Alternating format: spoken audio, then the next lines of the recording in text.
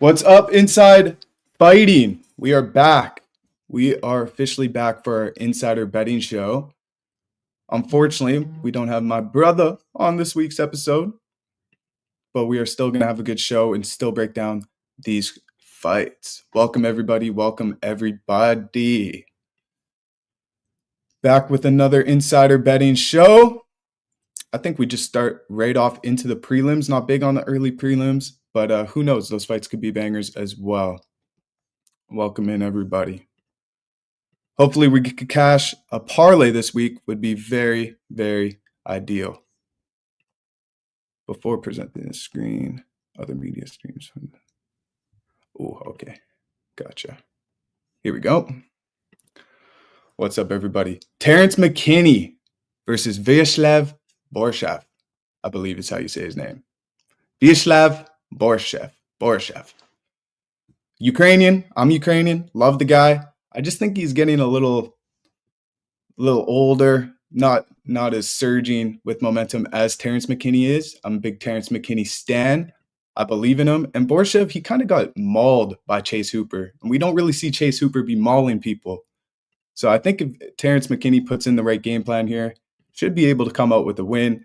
He's big in the first round. He's going to come out explosive in this one. But I hope he implements the wrestling game plan because Borshev, he's been able to get taken down in his career. And I think Terrence McKinney should be able to scrap with him in the first, hurt him, get him to the ground, and possibly get a first-round finish in this one is my prediction, what I'm rooting for. But if you just look at the records as well, Terrence McKinney, 16-7. He does have some losses on his record. He lost to Drew Dober. He lost to Esteban Rivovic. So that's kind of concerning. And Borshev has a draw to Nazim Sadikov, who had an incredible performance of the night bonus last week. So, I mean, I'm going to take the knockout artist in this one. You know, he takes fewer punches. I believe he's going to be first to throw. He's going to, but Borshev can make it scrappy. But let's see Terrence McKinney, bring him to the ground, get the first round knockout. I do believe in Terrence McKinney. He is going to be the first pick on my parlay for this weekend. So hopefully you guys are riding with the boy Terrence McKinney as well. He's younger. He's got the reach. Does he have the reach? He does have a slight reach advantage as well. So he could even stay at distance, chop up the legs of Borshev, and then try and take him down, single leg, double leg, get him to the ground, win that way. I think this should be a dominant performance for Terrence McKinney. It's kind of a setup. He's not getting any elite guys yet. These are kind of all just stepping stones to help build Terrence McKinney's name and help him be that next prospect in the UFC. So I'm taking Terrence McKinney in this one for the first fight on the prelims. And unfortunately, my partner, Adam, we do this show co-hosted, but this week it's just going to be me, guys. It's just going to be me. We're going to bang through this. It's a busy week for Inside Fighting. We got our reporter, Mike Owens, in Vegas right now. He's killing it. We got a lot of exclusive interviews, so that's been the main focus this week for us. But I still wanted to hop on live and give you guys some of my picks and predictions for this card. Also, shout out to DraftKings for sponsoring this stream. We love you, DraftKings. Bet responsibly. We are definitely going to be winning some parlays this weekend. I do think we got a good read on this board. Going into the next fight, we got a female bout here, Tracy Cortez. Big on Tracy Cortez, and I'm going to have to ride Tracy Cortez here. I think she'll probably win a close split decision. It's going to be a competitive fight. Vivian Arreo, horrible with names, so forgive me, is good. She's a good fighter. So is Tracy. Tracy just fought against Rose Namajunas, and that fight was very competitive. But yeah, it's going to be, I think, power from Tracy against the volume of Vivian Anarono, which can make this either. I just think it's going to be a very close fight. I think it's going to be a very close fight, and if this fight goes to what up, Bray? If this fight goes to a decision, I do see them leaning towards Tracy Cortez. She's more marketable. Like, even if she's down on the strikes, significant strikes in this fight, think you just got to give it to Tracy Cortez. She'll probably have the bigger moments in this fight. So I'm hoping the power of Tracy will help her get this win, have the bigger moments, and win this fight. I'm rooting for Tracy. She's going to be my second leg to my parlay here. But she's got the good fundamentals, great boxing. Hopefully this one just stays up. What I'm worried about is if Vivian, she starts to mix up her game plan well and gets these takedowns on Tracy and holds her and starts getting her frustrated up against the cage. That could be a problem. That could make this a close fight, But I do think Tracy will be able to defend most of those takedowns, get off the clinch, land the bigger shots, be in the bigger moments, and probably win a split. But I could see people saying, yo, Vivian got robbed in this one because she was the one advancing, she was the one controlling.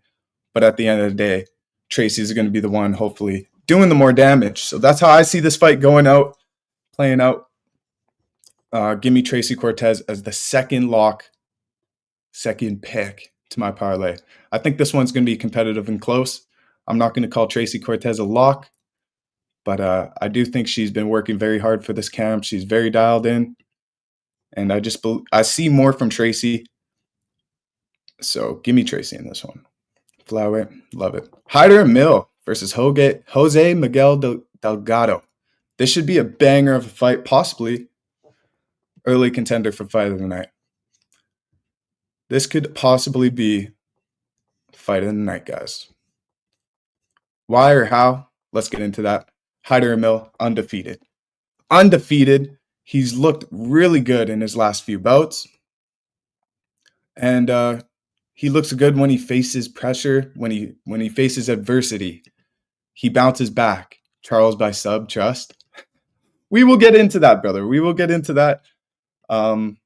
It's definitely a possibility. Don't count out Charles yet. He's an underdog, but we'll get into that. Hyder Mill is 11-0, going up against Jose Miguel Delgado, who in his debut, Delgado got a knockout in the first round. It's kind of hard to stop fighters when they get into the UFC, they get the first round knockout. They kind of tend to continue that sort of momentum in their fights. But Hyder Mill, undefeated, been tested, been through adversity and won. It's going to be hard for Jose to just get that first round knockout, although I do think he will be going for it. I do think Jose is going to bring the pressure in the first round, probably win the first round, but then this is when Hyder Mill switches the gear, and I think he's going to win the second, third round and win a split. I do think Jose Delgado is a tough guy. I don't know if Hyder could get him out of there, but man, it was William Gomez, I think, was his last opponent that Hyder Mill fought. And he was a taller, rangier opponent, but he was able to do more damage, get off more strikes. I think he has the fast twitch muscle movements. I think he is really good. He has potential to be an upcoming star in the division, although some people don't know of him yet. He is starting to make his name for himself. He is going on interviews. He's been on Inside Fighting, manifesting himself winning this fight and then going on to call out Brian Ortega. Unfortunately for Hyder Mill, Brian Ortega was just booked to fight against Aljamain Sterling. So don't think that fight's going to happen, but maybe he could get the winner or loser of that match. Could be pretty good for him, but he's wants to be the king of Cali. He's really good on the mic. He's really good in the cage. I think we do see Hyder Mill get this one done. And maybe if he hurts him, maybe he could get him out of there. But I haven't seen I thought he was going to get William Gomez out of there, and he didn't. So I'm going to assume it's going to be similar fight to that, a complete war from both fighters. But Hyder Mill, I'm rocking with you, bro. He is the underdog, I believe, as well. So this will be my first underdog pick on the card. So yeah, give me the underdog Hyder Mill in this one. He got me an underdog pick the last time against William Gomez. I believe he will do the same here and then probably be favored in his next bout, but we will see. We shall see. Ooh, he's out on the reach. He's a little shorter. So we'll see It's going to be, I don't think he's going for any takedowns in this one. It's going to be really hard to take down Delgado, but I think he'll clutch him up against the cage. He's shown what he could do against a taller, rangier guy. So I think he gets it done in that one. Although Delgado, it's hard to stop that momentum, right?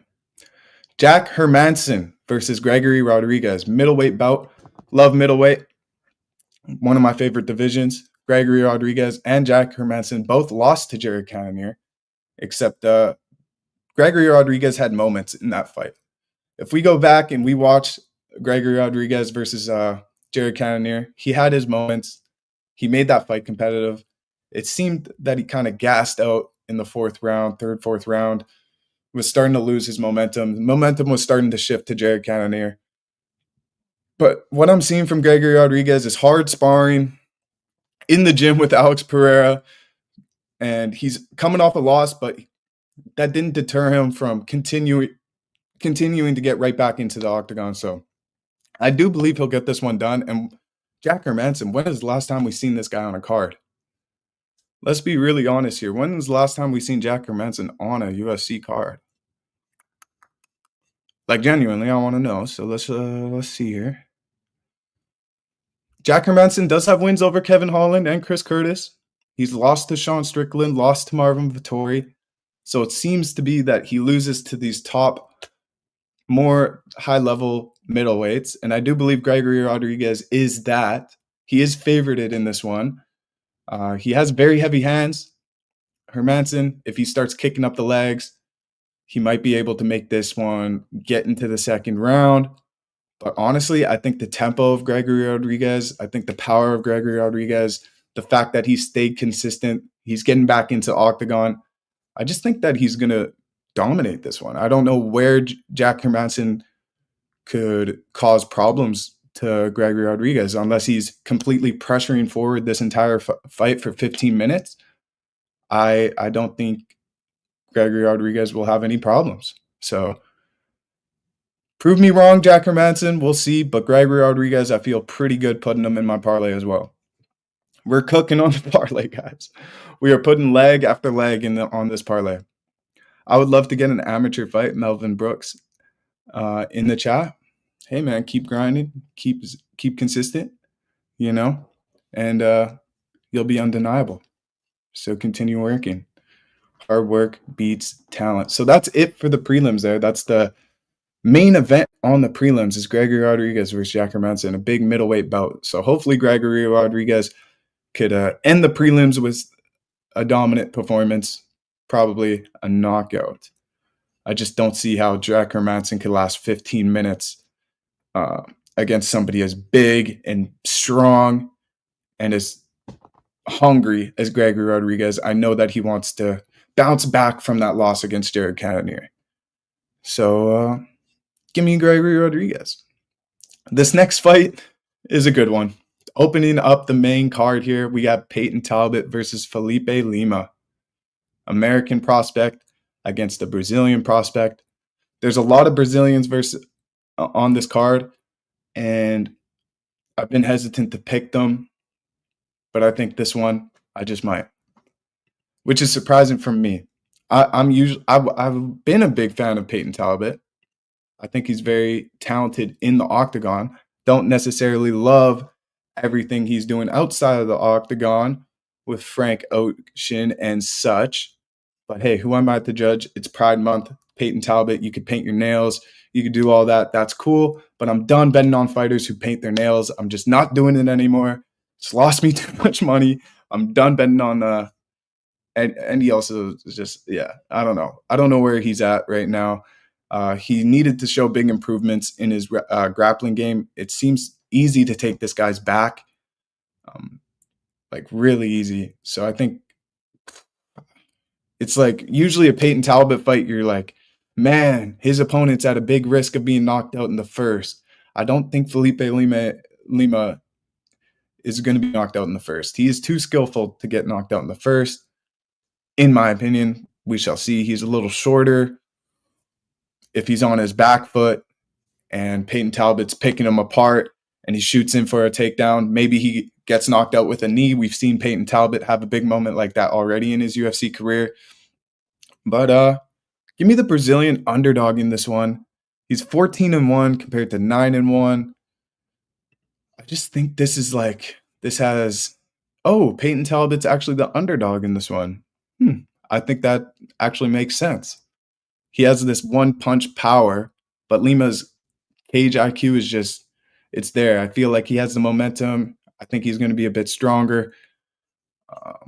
I'm always worried or just like concerned about that first round knockout from Peyton Talbot because he does have that in his bag. But I think Felipe Lima is going to shoot some takedowns, control him, take him down, land the takedowns, probably land some ground and pound, maybe even get a submission in this one because Rafael, he just fought Cody Garbrandt.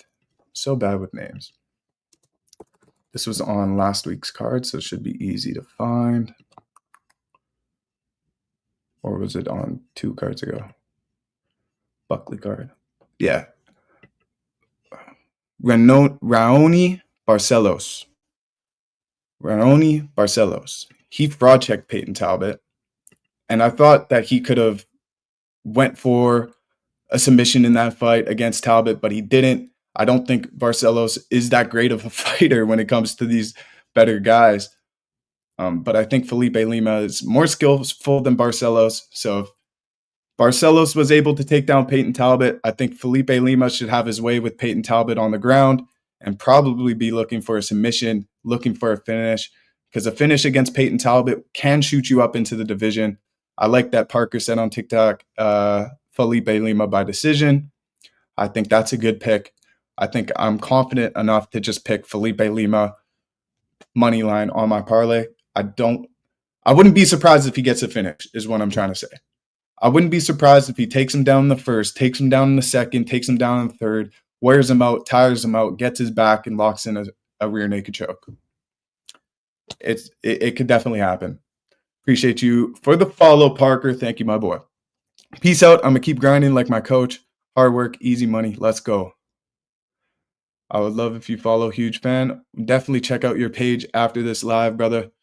Let's go. 20 years old, 6'2". Let's go. Keep hungry, stay motivated. Don't let anybody tell you against your dreams, bro. You could accomplish it, bro. Beneil Dariush, 9th ranked lightweight against 11th ranked lightweight Renato Moicano. Sometimes I pronounce the R with these Brazilian names. Sometimes I don't. It's kind of confusing, but Renato Moicano against old Dariush, even though these guys are the exact same age. I'm normally on Insta. Okay, cool. I definitely got the locks, bro. Beneil or Moicano? That's the question, right, guys? That's the question we're being asked in the TikTok chat. I think at first when I saw this get rebooked, it's right where this fight was supposed to happen. Something happened in the main event with Arman Tsarukyan is back, and then Renato Moicano got the opportunity to step up. Beneil Dariush didn't fight. So now Moicano got submitted in the first, and then now they're rebooking this fight. So he's right back where he was. That submission loss to Islam Makhachev didn't set him back further in his career. He's right back where he was before that loss. And Beneil Dariush hasn't fought in like 2 years, which is kind of concerning here.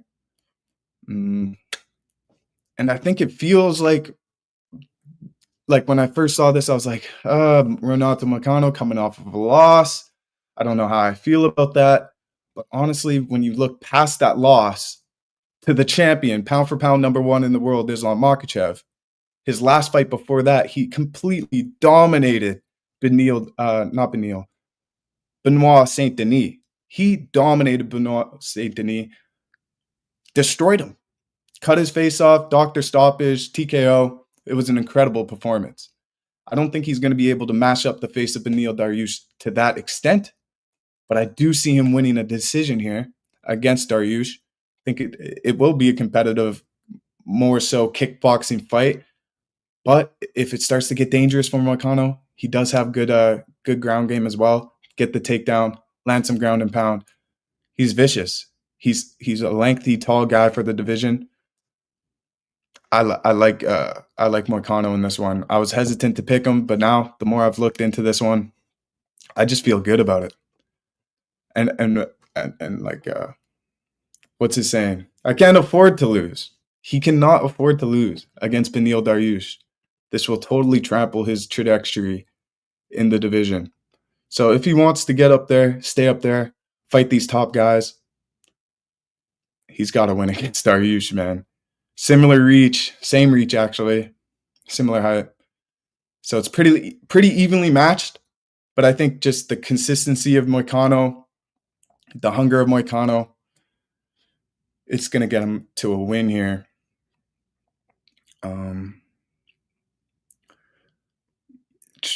Moicano, Dariush is well-rounded. Yeah, and Dariush is also coming off of 2 losses. He's also coming off of 2 losses, hasn't fought in 2 years. So maybe even Moicano could get him out of there. I don't know how his ring presence is going to be, his octagon presence. Will he be too hesitant? Will he be on his back foot? Because if so, Moicano will use that against him, pick him apart. Has anyone even taken down Ilya yet? Watch Charles Sutton. We're going to get into that. We are going to get into the main event here just shortly. But give me Moicano. I feel confident about this pick as well. I think he's going to get it done by decision. But another fight similar to the Felipe Lima fight, where I think, hey, he could. It is possible for him to get a finish if he's constant on these takedown attempts. If he's doing the more damage, he could get him out of there as well. So I'm excited for this card. I think there's going to be a lot of fights with potential for knockouts, potential for finishes, potential for big moments, especially a pay-per-view to this caliber. There's going to be people who stand out and make a name for themselves and steal the spotlight on this card. So I think Renato Moicano, I can't afford to lose, gets the mic, does his call out, steals the show. I can't wait to see it. Give me Renato Moicano as my pick on this fight. Brandon Royval versus Joshua Van. This one's interesting. Joshua Van is surging. He's got momentum. He's been getting good wins. He's shown levels to his game, great takedown defense, great boxing, great striking, great counter striking. He's elusive. And I like that he's getting right back in there. That means that this is a fight that he knows and he's confident enough that he could win. I personally do love Brandon Royval. He's big friends with a lot of people on our page. He's the taller guy. He's been waiting to fight Pantoja, get his revenge match at Pantoja. And now he's got Joshua Van. It's going to be a problem, I think. It's going to be a problem. I told my friends to help me out with this pick. They all told me their opinions on it. But I think I'm going to lean Joshua Van here, guys. I think I'm going to lean Joshua Van. Let me get into some of my notes I have on this one, just because I was a little bit unsure. Brandon Royval is on 3 wins in a row right now. Wins against Brandon Moreno, which is Tatsuro Taira. You know, these are big guys. These are big problems in the division. It's hard to predict an outcome for this one just because flyweight, it's like I don't tend to see a lot of knockouts in flyweight. So it's probably going to be by a decision here, Joshua Van. I just think I've seen Brandon Royval get knocked before, get rocked. And Joshua Van has the power to rock, right? To really rock somebody. He doesn't necessarily need to go crazy and follow up for a finish. I think he takes his time. I think they both take their time. But if Brandon Royval is just sitting on the outside, jab, kick, kick, Joshua Van's serious enough of a contender now to where he's going to cut angles, find angles, and really start picking them apart. So first round, super competitive. I think Royval comes out fast, looking like a championship level kind of guy. But Joshua Van, he's shown that he could make changes throughout a fight. He is very what's that word? Tip of the tongue. We're just gonna keep moving on. But yeah, he's just shown that he could learn quickly during a fight, make the right changes, and win. So I'm going to lean towards Joshua Van. He's a little bit shorter, going up a little bit taller of a guy, but the power and the IQ of Joshua Van, I just think it's there. I really do. And I hate betting against Joshua Van because I lose every time. I lost in his last fight I went against him. I said, I don't know if he's there at that level yet. He definitely is. Even when he's taken a loss, he comes right back in and takes another fight quickly and makes and shows those improvements to his game. So I think the improvements that he made throughout his career already are so great. And I don't know where Royval is really at. We haven't seen him in a while. He's kind of been sitting around. But it should be a very, very high paced, scrappy fight. It's flyweight. I don't know if it's a decision, honestly. Maybe Joshua Van could even get the knockout. It would be really tough. Like, I don't know where the trajectory for Brandon Royval's career is at the moment. It doesn't seem like if he gets a win here against Joshua Van that he'll get the title shot immediately, because Brandon Moreno's there and he's already lost to Pantoja. So it's just like, I don't know. A win doesn't really get him to a title shot. But for Joshua Van, a win over Royval definitely gets him to a title shot. He doesn't need to fight another Brandon Moreno or something like that. So I think Royval's going to lose this one, probably fight like a Steve Ursag next, which should be probably a more competitive fight than this one, where Steve Ursag's power, we do say Steve Ursag has knockout power, but it's not to the extent of like Joshua Van. Joshua Van has really heavy hands. He's going to be coming out here, one of those guys on this card who's going to be looking to have a performance of the night kind of performance. So give me Joshua Van. And then right before we get into the co-main and the main event, the two title fights on this card, I do want to give a quick shout out to DraftKings for sponsoring this live. So just take a second here and shout out to DraftKings.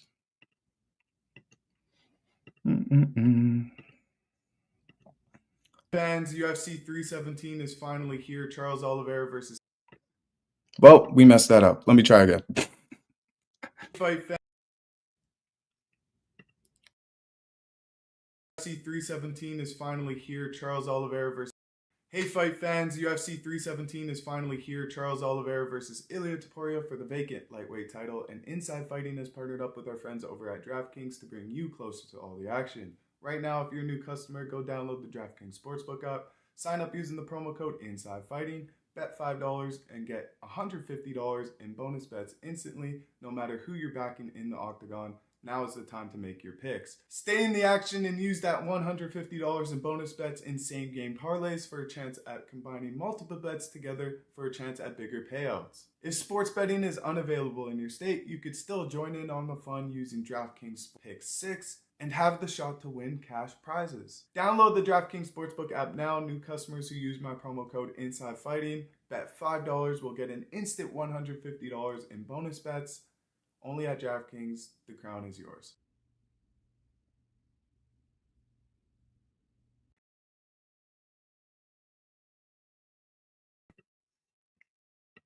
Amazing. Sorry for the little weird way that video started, but shout out to DraftKings. On the TikTok chat, we have Royval underdog. What do you think? Free money? I don't, bro. I'm actually leaning towards Joshua Van. I think this is just one of the fighters on this card who could rise to the occasion. He's being consistent. He's making changes. He's showing improvements. Where Royval, he's kind of predictable. I hate to say it, but he's going to be on the outside. He's going to be throwing good lengthy shots, chopping up the leg kicks, while Joshua Van, he's going to be cutting him off and landing very explosive shots, similar to how I think Ilia Topuria will look against Charles Oliveira. It's kind of how I see Joshua Van looking against Royval. I'm scared. I think Joshua Van might be able to get a knockout here. So my pick for this fight, I love Brandon Royval. He's a hilarious guy, very talented guy. I think the trajectory for Joshua Van is screaming title shot. So give me Joshua Van by knockout in this one by knockout, guys. Not even by decision. Give me Joshua Van by knockout. I'm probably going to single leg that. And yeah, it's crazy to see Royval as an underdog. He has been waiting to fight one of the top guys, but Joshua Van, it's tough that he's getting this one. It's tough. Alexandra Pantoja versus Kai Kara France. Alexandra Pantoja versus Kai Kara France. CKB, probably the best fighter in CKB right now. Kai Kara France.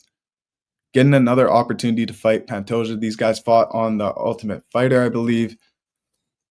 This one is going to be good. Also could be Fight of the Night contender here as well, because I'm not everyone's screaming Kai Kara France has this knockout power, this insane knockout power. But not against the elite guys, dude. Not against Pantoja. I don't know if he's going to have knockout power against Pantoja, man.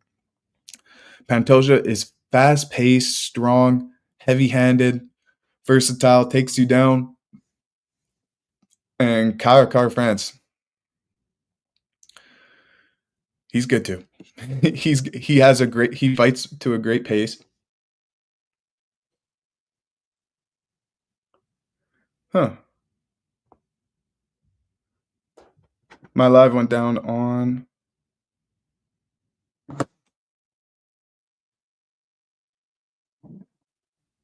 it said I was gambling. I wasn't gambling. I was giving out picks. But TikTok, hey, whatever. They want to remove my live. It's all good. But Alexandre Pantoja, I think he will go down as the flyweight GOAT. We have Demetrius Johnson currently holding that name, but I think if he wins against Kai Kara France, he wins against Joshua Van, he wins against probably a Moreno again, dude, goes up, maybe fights a Merab, because those guys will both be on insane streaks. I don't know, man. It's a huge opportunity for Kai Kara France, but personally, I don't see Kai Kara France defending the belt and being as active as Alexandre Pantoja is. I like Kai Kara France. I like his personality. I like it. It would be huge if he has a big knockout here, knocks off Pantoja. Pantoja's kind of boring marketable-wise, right? Like, we don't see anything hyping up fights. We don't see anything behind the scenes. Yeah, I agree with that comment on the YouTube chat for sure, dude. But, yeah, give me Pantoja in this one. I think it's going to go the distance. I think it's going to be a 5-round fight. I think it's going to be competitive, 3 rounds to 2 rounds. I just think the wrestling will prevail here. I think he's going to land some takedowns against Kai Kara France. I think he's going to land. I think Kai Kara France could have the bigger moments in this fight. I do. I think he could rock him, but I don't think he's going to knock him out. And then Pantoja is just going to get pissed off, come back, land takedowns, get smarter and smarter throughout the rounds, show his championship level IQ, and win here. I don't know what's next for either of these fighters. Honestly, I'll have to wait and see to give any fight predictions for them in the future. But yeah, Kai Kara France, he won in his last bout and then had 2 losses. So it's a great opportunity for him. He's coming off a huge knockout win against Steve Erceg. So they're like, Steve Erceg went 5 rounds with Pantoja. So let's see what Kai Kara France could do, because he knocked out Steve Erceg. So maybe he could knock out Pantoja. Let's give Pantoja the most dangerous guys. Let's keep him active. Just everything's telling me don't bet against Pantoja. I have had friends I've seen online. Kai Kara France is a very popular pick. He is an underdog. People like him to win here by knockout. Bye Pantoja. I don't think it's the day. I don't think we'll be seeing that. I think it's more likely to me that we'll see Pantoja put on a championship performance and defend his belt successfully here. So give me Pantoja. And I'm actually going to say he's one of the more confident picks I have on this card. So if you're hesitant of where to lean on this fight, I think you just pick the champion here, man. Pick the champ.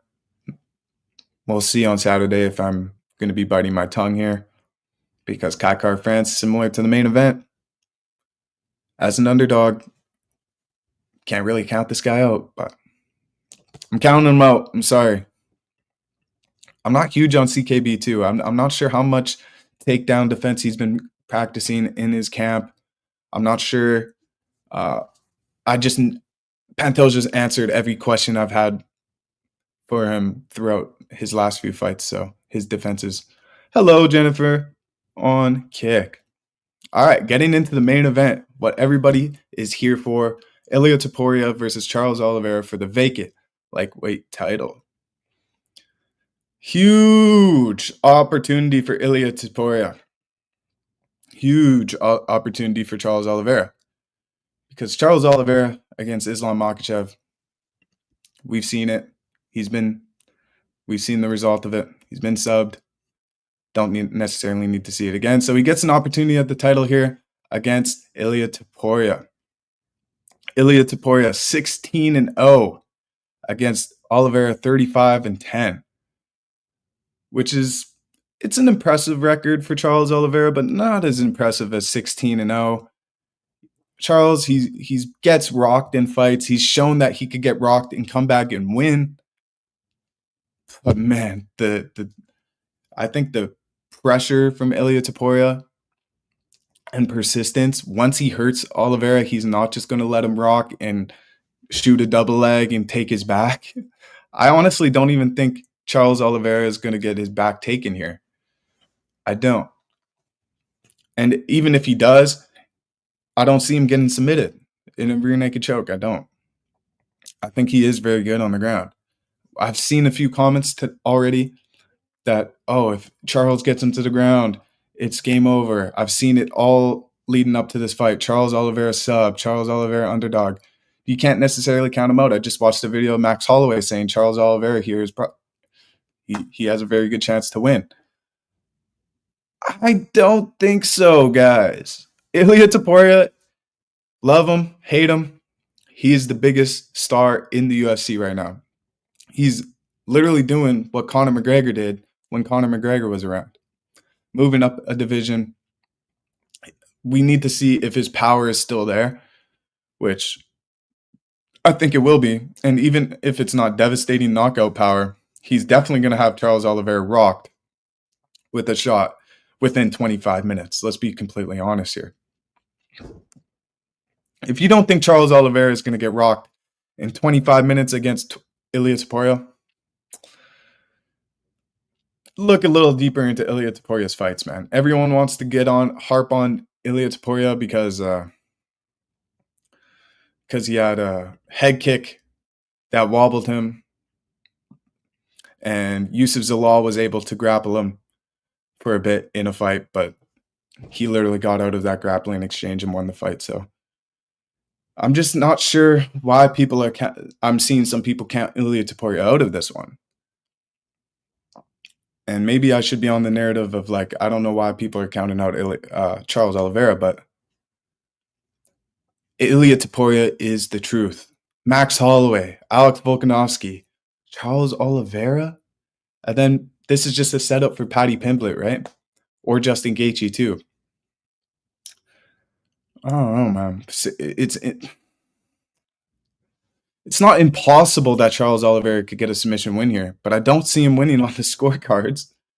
I don't see him outboxing this guy. I think Ilia Topuria is going to chop his leg apart. He's going to chop his leg. They're going to be both kind of just be having the respect at the beginning of the fight. And he's going to start cutting off Charles Oliveira, hurting his leg, having him switch stances, and just similar performance to how he did Max Holloway. And we're going to have all these Charles Oliveira fans brokenhearted and upset about this one. Oh, but and then finally he'll have some more respect. Oh, he did it to my GOAT, Alex Volkanovski. He knocked out my GOAT, Max Holloway. He knocked out my GOAT, Charles Oliveira. He's putting himself in a position to be undeniable, And I think this is a great fight for him at lightweight. A great fight for him. I think Charles Oliveira's best plan here is to come in strong and fast and with pressure, not to just meet Ilia Topuria in the middle of the ring and start striking with him. I think he should be immediate to shoot for a takedown. Immediate. See if you could land that takedown in the first round. See if you could get to his back in the first round. But even somehow, some way, Ilia Topuria, when he gets into those kind of moments in fights where it's like he doesn't necessarily have the control of the fight, he still has. You look at his face in the fight. His opponent is trying so hard to get him, while he's just confident in himself that he knows the next round will come and he will dominate the rest of this fight. The confidence in Ilia Topuria is unseen from any other fighter in the UFC, I believe, right now. Maybe Tom Aspinall.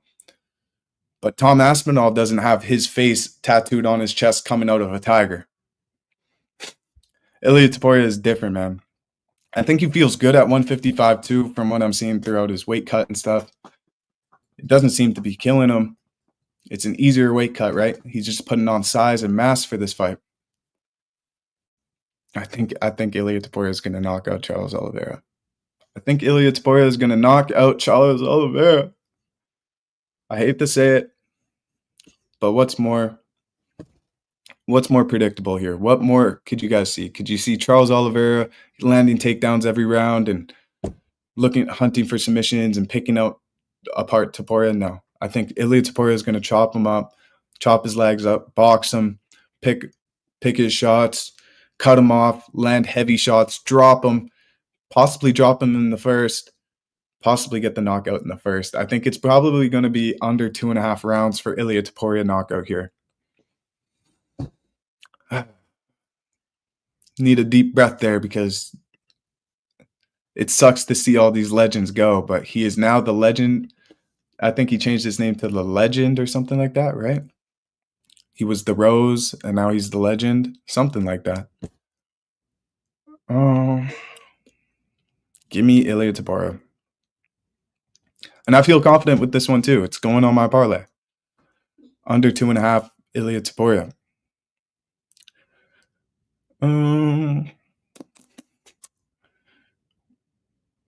We'll see if Charles Oliveira pulls out a win, it's going to be cinema. There's literally already a movie being made about him right now, a biopic. So it's going to be absolute cinema if Charles Oliveira could steal the night. But I don't see it happening. I see Ilia Topuria putting on a dominant performance here, walking down Charles Oliveira, picking him apart, hurting him, getting him to the ground and pound, and getting the win.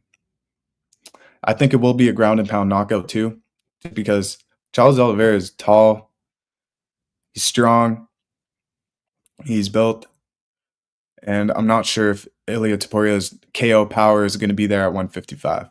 Like, I don't see him KOing Paddy Pimblett. So we'll see.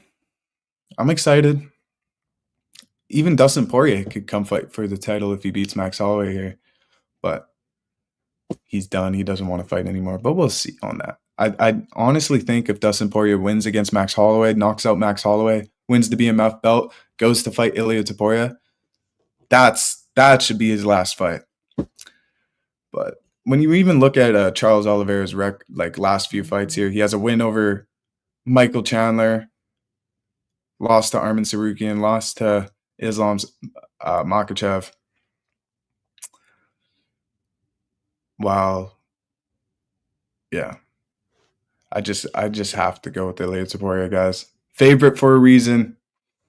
So that's my picks for the entire UFC 317. Las Vegas, Nevada. It's going to be a fun one. This is highly anticipated. You know, since Islam Makhachev vacated that title and is going up to challenge JDM at 170, now we have this fight. We have a real title fight here in Charles Oliveira and Ilia Topuria.